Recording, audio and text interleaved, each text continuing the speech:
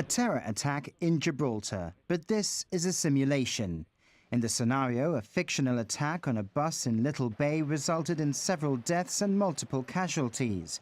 The responders' task was made more difficult by the possible presence of an explosive device which the terrorists had placed under the bus.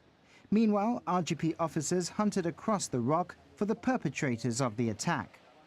RGP Commissioner Ian McGrail said the learning outcomes of the exercise will be applied in theory to enhance planning and in practice to enhance their response. You can never train enough for an eventuality such as this, so we try our best to at least exercise 2 or 3 times a year, whether it's a full-blown exercise as has been today or through tabletopping. The main emphasis is that we try and tabletop the scenario and then put it into practice.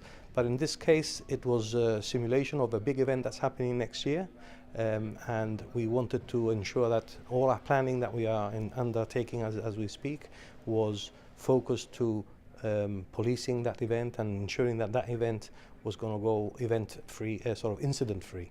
As it happened, it didn't, so we are planning for all eventualities when we attract big events to Gibraltar. And how soon would the population know of what was happening? Media and public announcements featured prominently during the course of the exercises, and it's an acute decision-making process to release and how periodically you release and how sort of frequently you release those media outputs.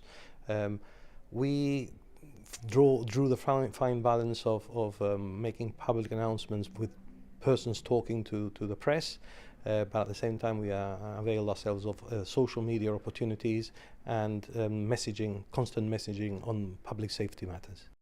The Strategic Coordinating Group convened at number 6 under the leadership of the Minister for Civil Contingencies, Gibraltar. Exercises such as this are absolutely vital.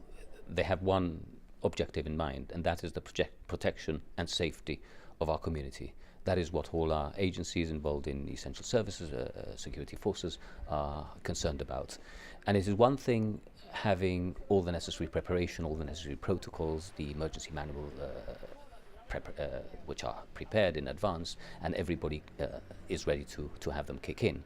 And it is quite another to exercise them in almost a real-time scenario. So having an exercise which involves a live exercise at different levels, firstly on the ground, operational and tactical considerations involving with the incident itself, and separately the Strategic Coordinating Group which convenes here in number 6 under the chairmanship of the Minister for Civil Contingencies, in this case myself, and the Commissioner of Police, together with all the relevant agencies and MOD involvement as well.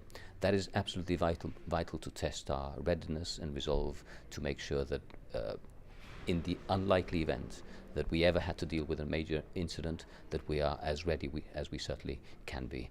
The RGP also spoke of coordinating efforts with UK and Spanish counterparts who would assist if required during the incident and in the aftermath.